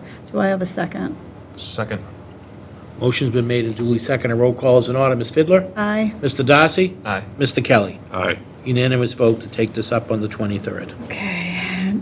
Number 8 is discussion and vote on request to hold DWS Great Pumpkin Run at the Daniel Webster School with a PTO.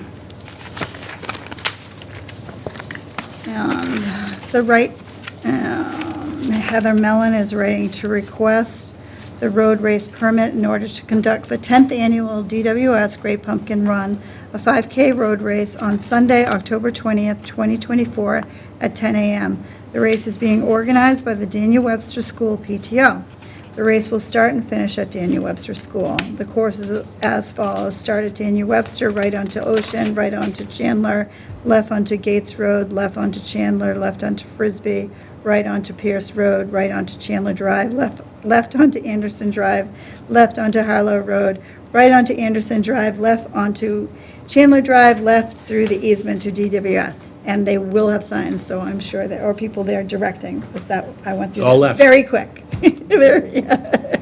Well, right on to Anderson. The DWS Road Race Committee appreciates the consideration of this request, and it has been a very successful event for the Daniel Webster School PTO. Any questions or comments? Steve?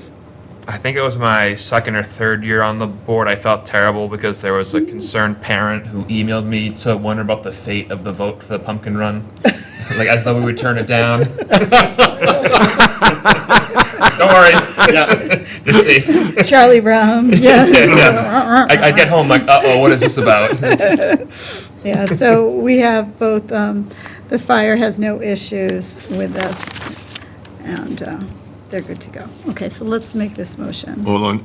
You have a question? I do, because it was only. Because you want to add a joke into this? Yeah, I know, I wanted to talk, Steve. Good luck. I know you just said that the fire responded, but I didn't get I don't see a response in there from the police department. So if you could just add in there, in regards to the police approving this, Yes, that'd be great. it has it here. It says MPD and MFD. Oh, it's a Pending motion? sign-off, Oh, okay, yes, all right, thank yes. you. We just All right. happen to have the MFDs here in our binder. So the board moves to approve the 10th annual DWS Great Pumpkin Run, a 5K race that will take place on Sunday, October 20th, 2024 at 10 a.m. The race is being organized by the Daniel Webster PTO. The race will start and end at the Daniel Webster School, pending sign-off from the MPD and MFD. Do I have a second? Second. Motion been made and duly seconded. Roll call is in order. Ms. Fidler? Aye. Mr. Darcy? Aye. Mr. Kelly? All right. Unanimous vote to approve the 10th annual DWS Great Pumpkin Run. All right. We already voted on number 9, so we are moving to number 10. Number 10 is a discussion vote on application for temporary entertainment license, Dean and Flynn, Inc. So this is the South Shore Celebration of Lights, and it's their holiday light show at the Marshfield Fairgrounds. And South Shore Celebration of Lights is from Seabrook, New Hampshire. The dates of the event, November 29th, 24 to January 5th, 25. There will just be the light show, estimated number of persons who will attend.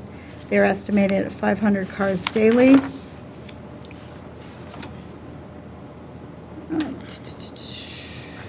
Whether the intermediate person will be permitted to appear on the premises. Okay. So no. All sound is within the cars, all lighting is at the ground level. No tent. There will be food served at this event. I think they have food trucks, and that's probably a later date, right, Michael, with us? They set up stands right inside. Stands, yep. Okay. Commercial liability policy, naming, this has naming South Shore Celebration of Lights. It doesn't have Marshfield on it, Michael. It's part of the requirement, so. Okay. Marshfield Agricultural Society is on it as additional insured. Okay. The acting fire chief reported at last year's event, mostly on weekend nights, no issues with vehicles blocking access to the front apron at South River Street while waiting. Cleared quickly, but there were several times our response was delayed due to having to clear traffic from the front bay doors. Outside of that, fire has no issues.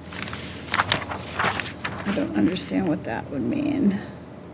Clear traffic from the front bay doors, Michael? So they were parking in the apron, Oh, right. up waiting to front. go in. So it opens at like, I think, 5 o'clock, because it's dark by then, by Yeah. the time it's running. So they were lining up in front of the apron of the fire station, which is, where the trucks come out. Okay. Is there any way to resolve that, or no? Well, it's gonna be, Gonna it's in the have to motion that make it happen. the people who are gonna have to, Dean and Flynn Inc., are gonna have to be out there with volunteers, making sure people aren't pulling in there. I'm looking to see what the time is. Do you see what time it starts? What time does it run? It's usually 5 o'clock.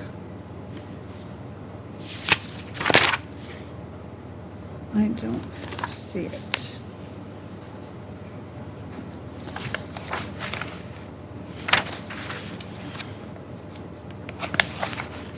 It doesn't have a start time and an end time.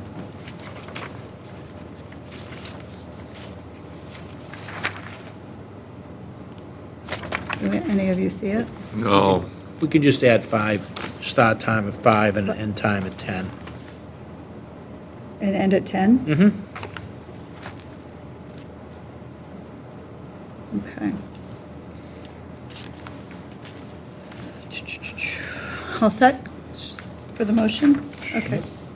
The board moves to approve an outdoor temporary entertainment license for Dean and Flynn, Inc., South Shore Celebration of Lights of Seabrook, New Hampshire for the holiday light show at the Marshfield Fairgrounds from November 27th, 2024 through January 5th, 2025, with a start time of 5 p.m. and an end time of 10 p.m. The entertainment consists of a light display for approximately 500 cars daily. All the sound is contained within the cars, and all lighting is at ground level. There will be food served at the event pending sign-off from MPD, MFD, and Board of Health. MFD is requesting that cars not block access to the front apron of the fire department at South River Street. Do I have a second? Second. Motion been made and duly seconded. Roll call is in order. Ms. Fidler? Aye. Mr. Darcy? Aye. Mr. Kelly? Aye. Unanimous vote to approve the outdoor temporary entertainment license. Thank you. Now we're on number 11, discussion and vote on application for temporary liquor license, Marshfield Agricultural and Horticultural Society. And this is for the Levitate Flannel Jam with country music and food, beginning at, it's Carlton Chandler, Marshfield Agricultural and Horticultural Society. Date of the event is Saturday, October 12th, noon to 10 p.m. All alcoholic beverage is what they're looking for in this temporary liquor license application. They paid $50 and has the indicated of the check number on it. Town of Marshfield as additional insured. Seating, access, egress, restrooms, clear boundaries are all identified. Town of Marshfield is on their certificate of liability. They've indicated the area within the fairgrounds that this will be taking place on your site plan. And they've also given us the tip certifications for their servers, and they have their certificates with the original application. And it looks to be 40 certificates. Okay.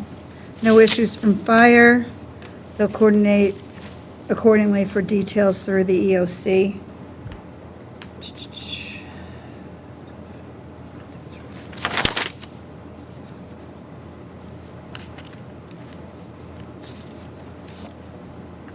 Police have no issues. Will coordinate with Flannel Jam Management regarding traffic and details. Okay. Any questions or comments, Steve? No, thank you. Any questions or comments, Eric? No? Okay.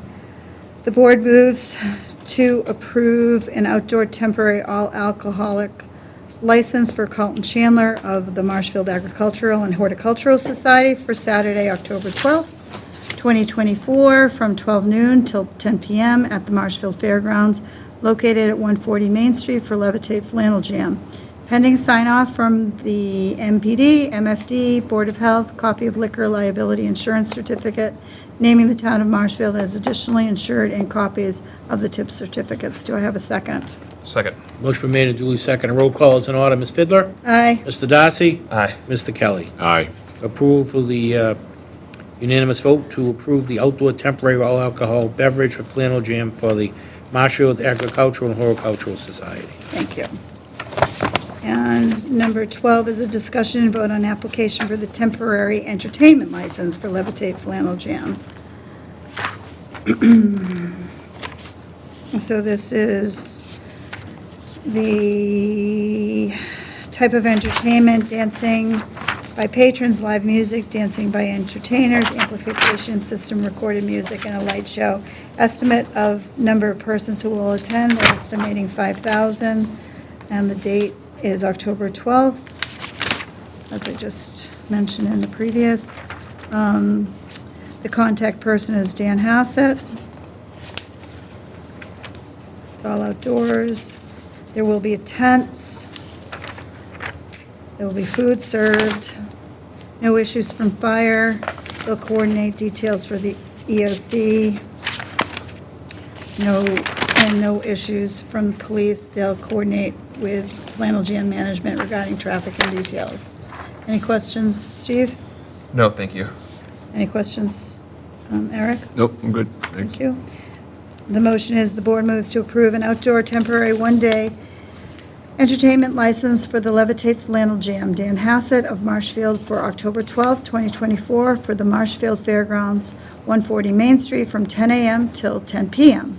The entertainment will consist of dancing by patrons, live music, dancing by entertainers, amplified music, recorded music, and a light show.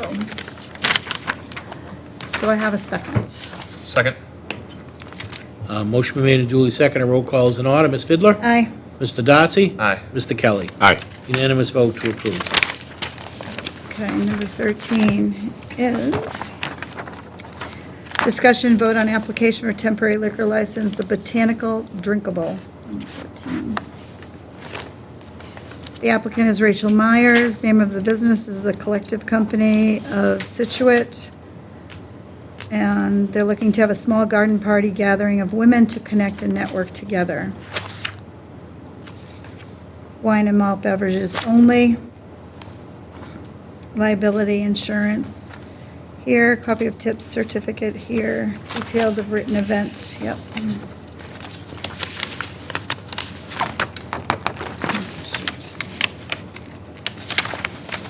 So this is at 321 Moraine Street from 5:30 to 7:30 PM on September 17th.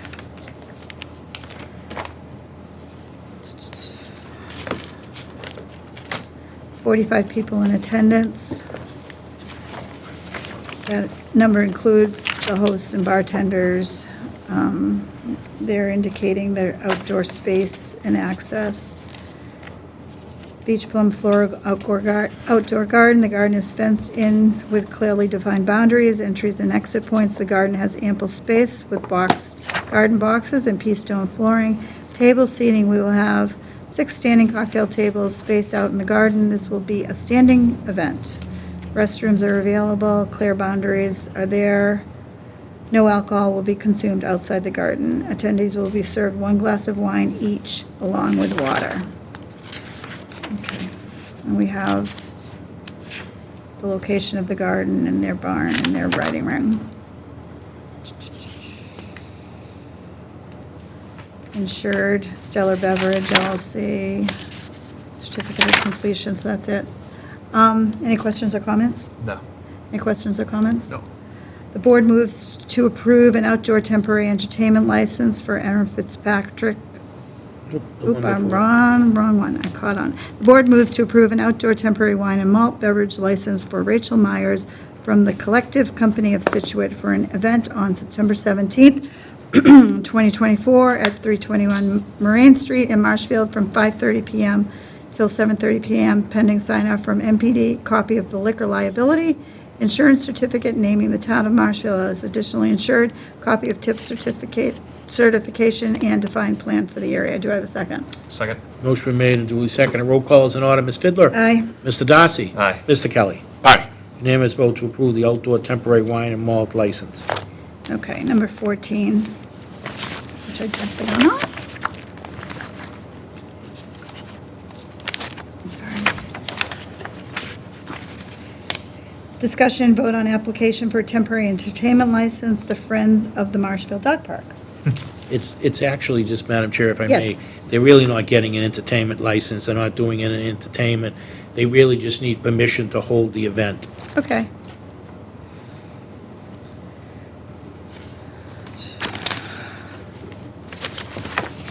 Aaron Fitzpatrick is the applicant. It will be at the Marshfield Dog Park. Everybody knows how to get there, right? You want to share?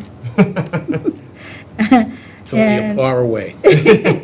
Veterans Appreciation Event, Slack Tide Coffee Truck, and 25 to 50 folks. The comment is the Boys and Girls Club is closed on Sundays, and there will be no tent, it's all outdoors. And Slack Tide Coffee is going to donate free coffee to local veterans. Any questions or comments? No, thanks. Any questions or comments? I do. So they're giving out free coffee to the veterans, right? Mm-hmm. Are they selling coffee on top of that to anybody else? Do we know? I think they're just giving free coffee out that day. All right. I was just wondering, so just the veterans show up and free coffee, I wasn't too sure if they're going to do the selling it, but if you're a veteran, you get a free coffee, but, all right.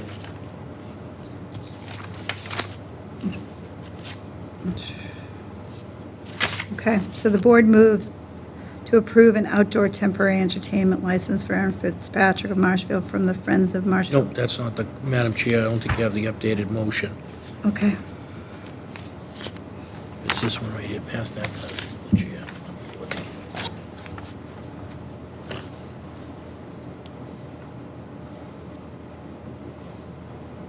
okay. The board moves to approve a request from Aaron Fitzpatrick of Marshfield from the Friends of the Marshfield Dog Park to hold a Veterans Appreciation Event at the Marshfield Dog Park located at 35 Proprietors Drive for Sunday, November 10th, 2024, from 9 a.m. till 11 a.m. Slack Tie Coffee will be providing free coffee pending sign-off from MPD, MFD, Board of Health, and Building Department. Do I have a second? Second. Motion been made and duly seconded. Roll call is in order. Ms. Fidler? Aye. Mr. Darcy? Aye. Mr. Kelly? All right. Unanimous vote to approve the event. Okay. You need this back, I'm guessing that Thank you. number 15 is okay. Sorry. Thank you. Discussion vote on application for temporary entertainment license, South Shore Peer Recovery. Number 15.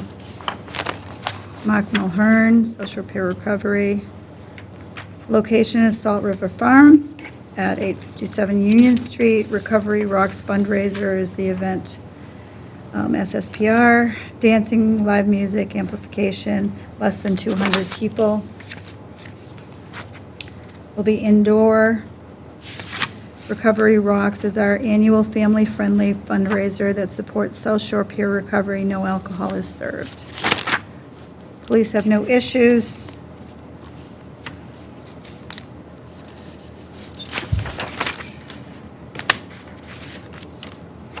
Food for the event is the same as last year. Montilio's, Mulaney's, Nona's, Stars on Hingham Harbor. Stars is not actually vending at the event. We are just planning on purchasing a few large sandwiches, appetizers, please. Okay.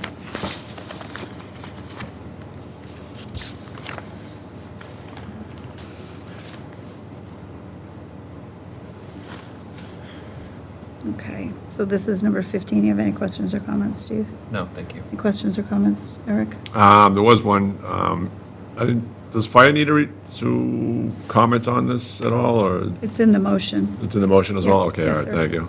Okay.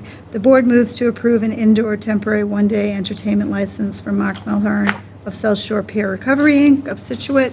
The event will take place on October 19th, 2024, from 2 p.m. till 6 p.m. at the Salt River Farm located at 857 Union Street for Recovery Rocks annual family-friendly fundraiser event.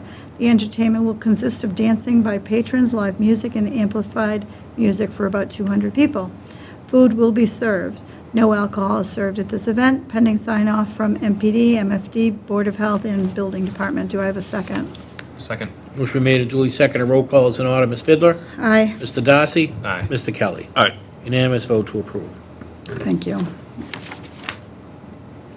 Number 16 is a donation. Discussion and vote on request for permission to accept a donation from Animal Control.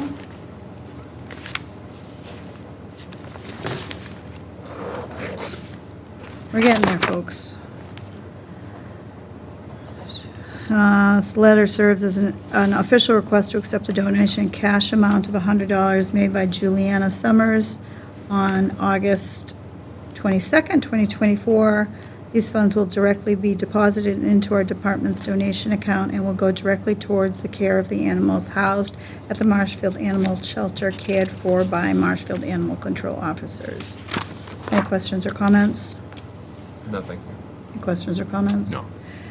The board moves to approve the donation on behalf of Officer Alexander Forbes and the Marshfield Animal Shelter to accept a donation of $100 for Juliana Summers. These funds will be deposited into the department's donation account and will be used to care for the animals housed at the Marshfield Animal Shelter and cared for by the Marshfield Animal Control officers. Do I have a second? Second.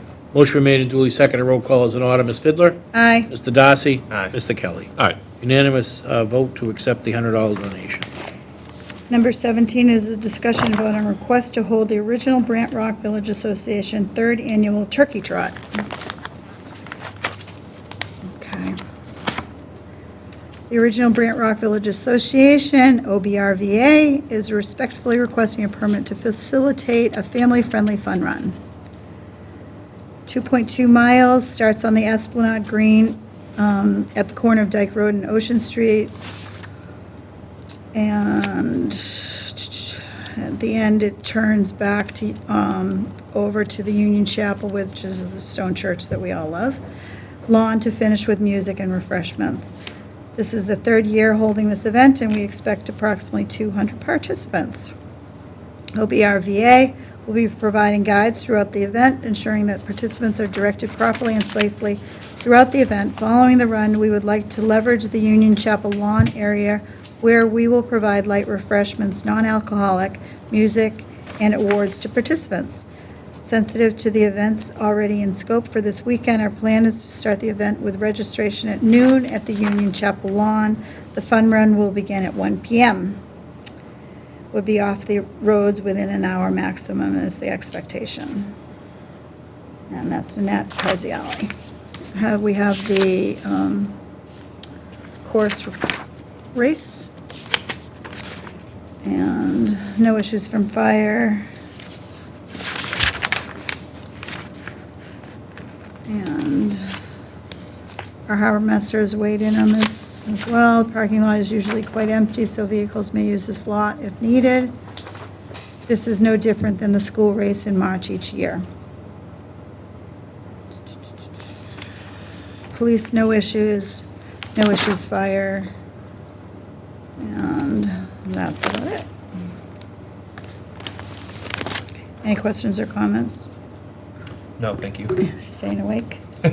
I'm trying to go fast. I don't know if I'll ever meet your 20-minute, whatever that was a long time ago, but Aim high. it's never going to happen.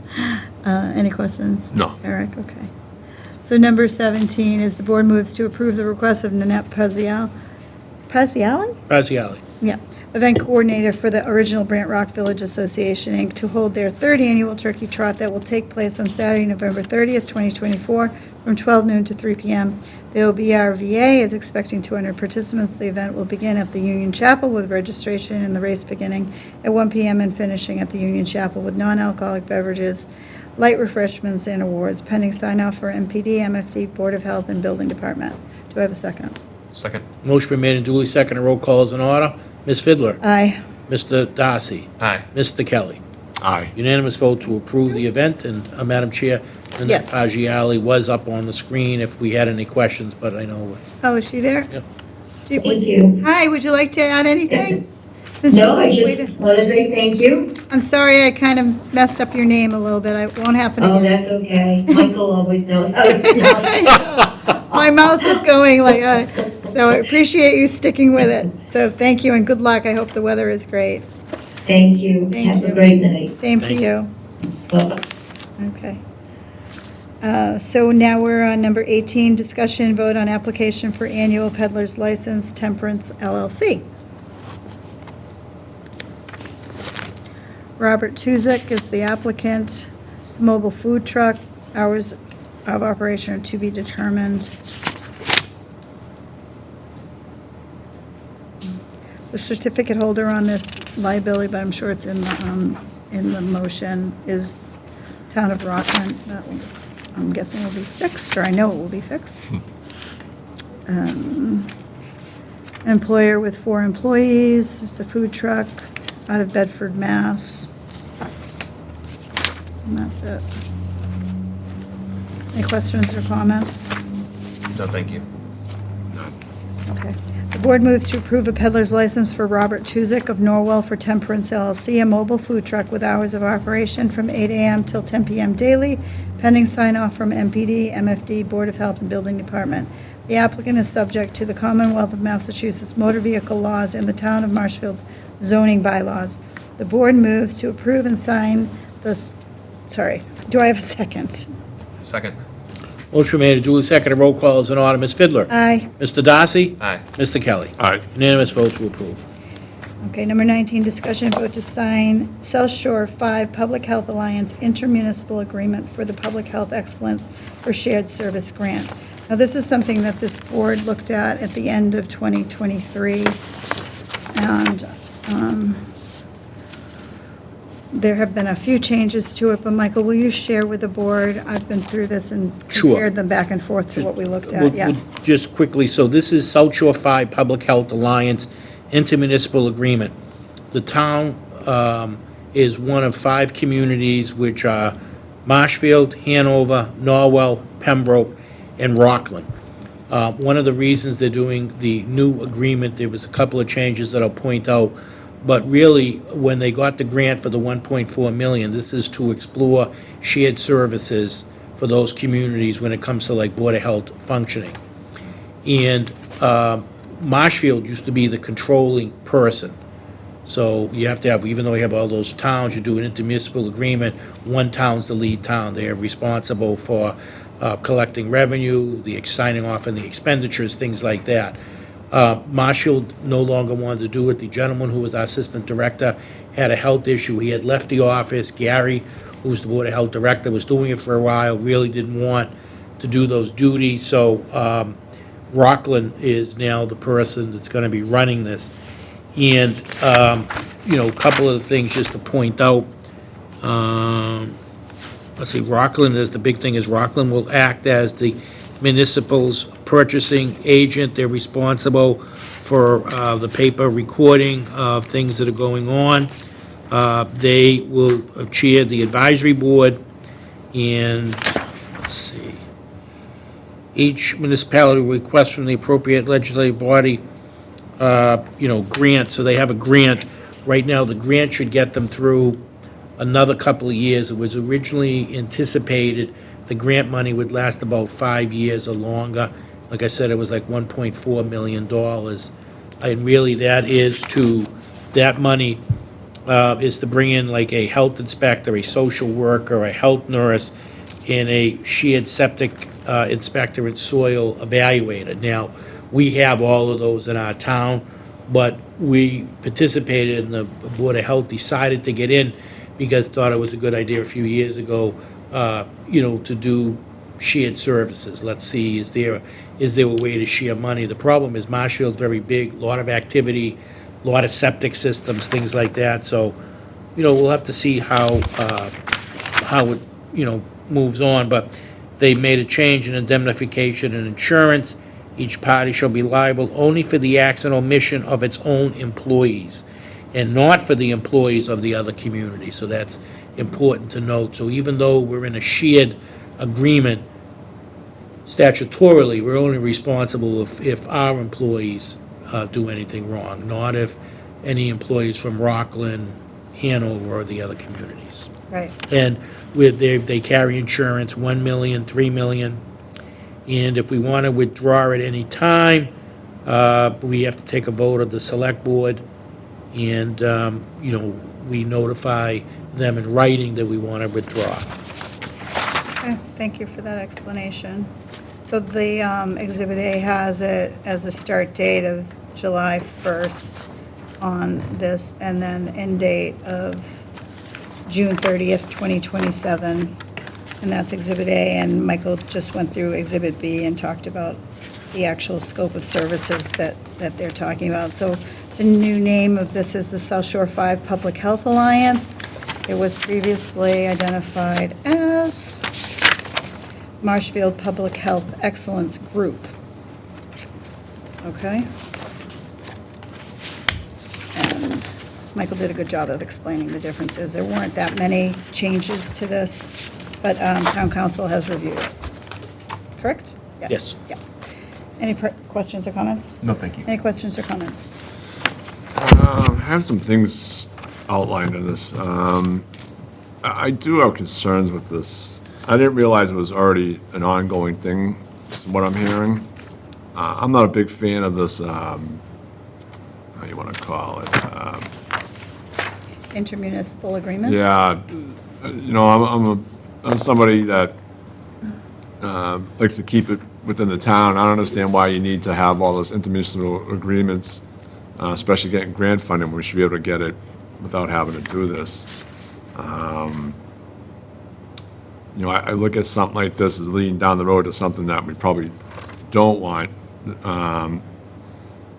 And I almost, even though we still have our own, we have, as Mike said, that we kind of do all this stuff anyways, everything like that. It's very wary of these things where it might go down the road and what they're setting you up for, especially when they're throwing money at you for it. It's not something I can get on board, to be honest with you, especially, you know, when we had the 911 situation and we're tied into the state and we can't seem to get that service back, and that's my concern, is that we start jumping on these things under one umbrella. It's a big problem, my look at it, so. Those are, I have concerns amongst this that I highlighted, but I'll leave it at that. Okay. Well, we do a lot of municipal work, and we share services, as you know, and so I think that this warrants a continued effort.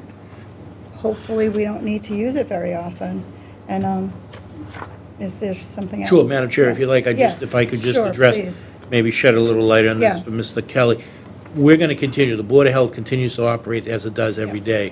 We're only Right. part of this intermunicipal agreement because the 5 towns, the Board of Health at that time decided, but the Select Board's the one that has to sign off on the intermunicipal agreement.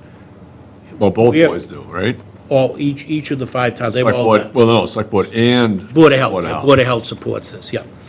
The problem is, it's not gonna affect us. It only becomes, I think to your point, Mr. Kelly, if we get to the end of the 5 years in '27, and if the money's gone, there is, you know, I wanna be full disclosure, because I was involved, you know, a couple of years ago when Board of Health wanted to get involved in this.